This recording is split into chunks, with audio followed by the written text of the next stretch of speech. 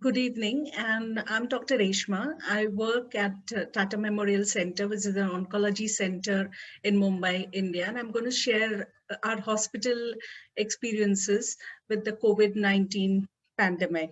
So, how we dealt with the challenges. So, a deadly surge in COVID-19 cases was seen a couple of months back, and with a billion population, that doesn't help. And we form around 20% of the lower middle income group population. So, India's response to COVID-19 has a direct impact on the world economy.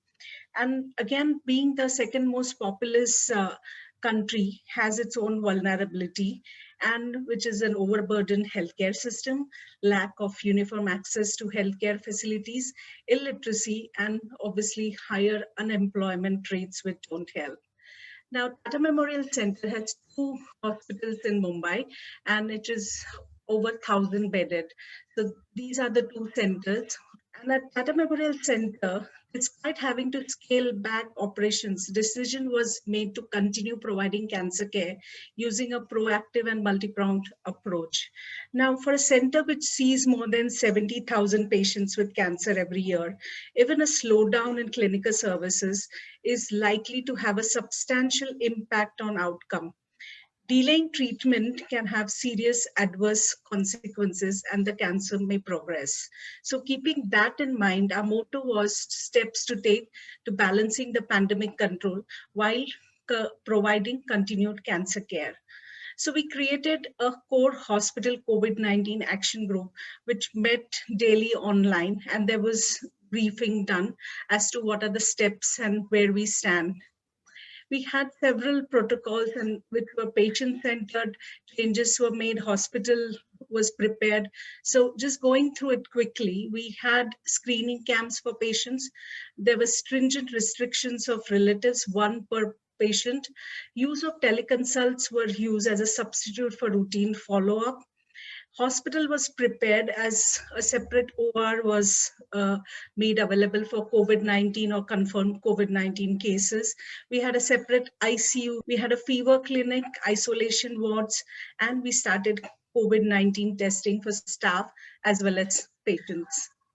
Now, looking at our center, we also looked at the employees and all the high-risk staff, which were elderly with multiple comorbidities, immunosuppressive drugs were taken by few, and pregnant women were sent on special leave. We also rotated the staff which we had in hand so that in case of mass quarantine, we had a fallback option. Availability of PPEs were made available. And as everybody knows, at the initial this, there was a severe crunch of PPEs, yet a hospital did manage to make sure that PPEs were made available to all the healthcare workers who were working in the high risk areas. We did reuse the N95 initially, which was completely based on evidence, and we took help of Tata Institute of Social Sciences, who did tell us which way to go about this. We had psychological support for healthcare workers, and also post-duty accommodation and transport facilities were provided in case the healthcare worker didn't feel deemed to go home because of the fear to infect his loved ones. Tata Memorial Center does over 10 to 15,000 major surgeries per year. And oncology, so were the surgeries to be continued? Now, oncology patients with deferred care have significant implications. So what the Department of Surgery did was they screened and they selected potentially curative cancer surgeries were obviously given the highest priority. Younger patients with fewer comorbidities were the second priority. They did routine COVID-19 pre-op testing, and each patient coming in for surgery was discussed with the consultants, and the risk benefit ratio was judged before patient was posted for surgery. So this study, we had a prospective database which was maintained by the Department of Surgery, and we looked at 495 surgeries which were performed, and post-op because patient was symptomatic, 26 got tested, 6 turned positive, but none required any escalated or intensive care treatment. So looking at this, we were pretty happy that we could continue elective major cancer surgeries, and the same was suggested. Now, our department with anesthesia and critical care obviously had to look at pre-op patients coming in for surgery, as well as additional places to work. That is, additional ICUs was created, which was COVID related. So we had extensive training and teaching programs, which were all conducted. The modes used were videos, simulations, online classes, WhatsApp group was created with our residents, where we disseminated updated protocols, material resources, and all the research articles, which were plenty. So that was screened by senior consultant, and what was deemed necessary were put for the residents to read. We had training on PPE donning and doffing, CPR in COVID-19, intubation, extubation drills, OT protocols were amended, transfer protocols were amended, reuse of PPE was taught how to do it in the initial phases, and also patients coming post-COVID, what all additional investigations to ask. We had 6-minute walk tests, 2D echoes, because we didn't know exactly what was COVID virus doing to the patients. Coming to the checklist, we have at Tata Memorial been using the checklist, the surgical safety checklist, for over a decade. And during the COVID era, we felt that we need to modify the COVID checklist. And we thought that was easily attainable and a positive step in the direction of improving safety for the OR healthcare workers as well as for the patients. So we looked at that it needs to reflect our needs, that is what resources were available. We took inputs from all the local people who are involved in the checklist, the surgeons, anesthetists, and the nurses. And while modification was essential, the basic skeleton was maintained. We had team leaders from surgeons, anesthetists, and nurses. We had training, use, and feedbacks from end users, and the feedback was positive that use of the modified COVID-19 surgical checklist for surgical patients had clearer roles and responsibilities, improved communication and safety practices in OR, and a change of behavior of the healthcare workers. So this showing the modified checklist. So one which is highlighted in red are what the changes which we made.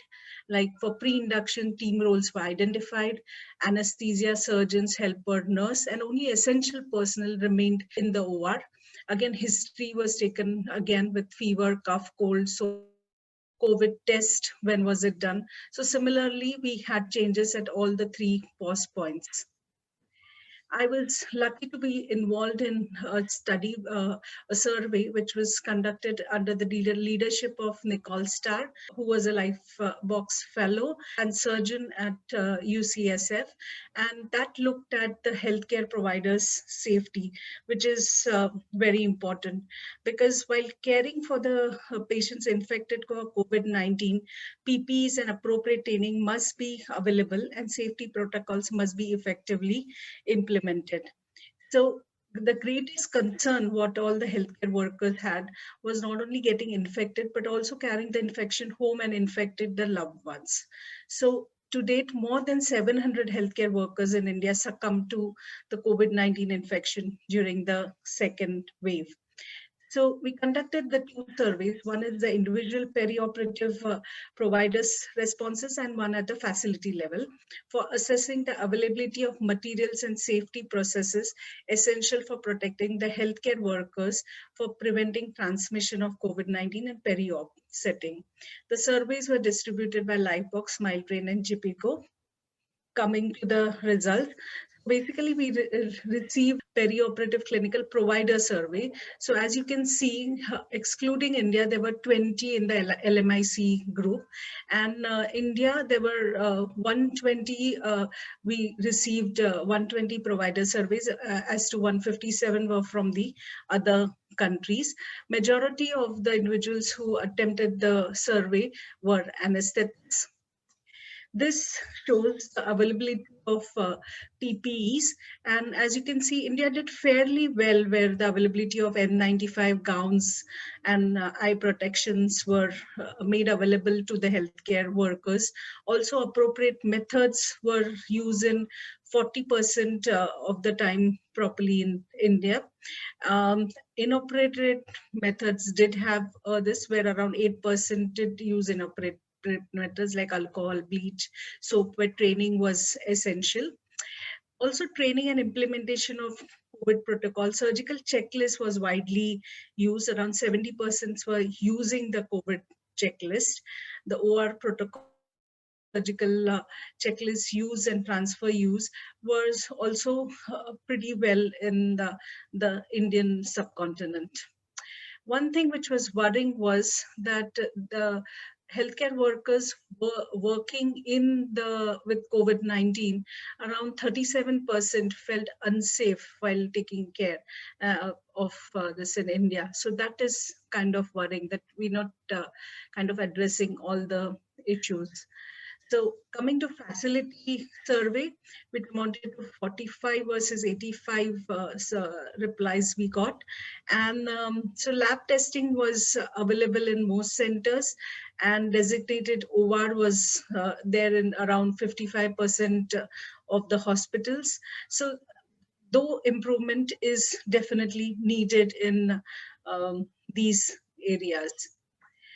So the conclusion of the survey was that the lower middle income groups, including India, remain far from reaching herd immunity, and the vaccination rates remain low. So as far, even today I checked, we are less than 10% double two vaccines vaccinated. So we are far from reaching any herd immunity, and our vaccination rates are really low. Results of this survey can be used to identify areas of need and inform strategies to close the gap in health infrastructure and safeguard healthcare providers. The shortage of vaccines in this group of countries can be targeted by pressing for global solidarity, boosting local manufacturing of vaccines, and the high-income group countries donating their surplus supplies of vaccines to the lower middle income group. Thank you very much. I would like to thank Livebox and my head of the department, and Pankaj Singh, who has helped me with the survey and the checklist. Thank you.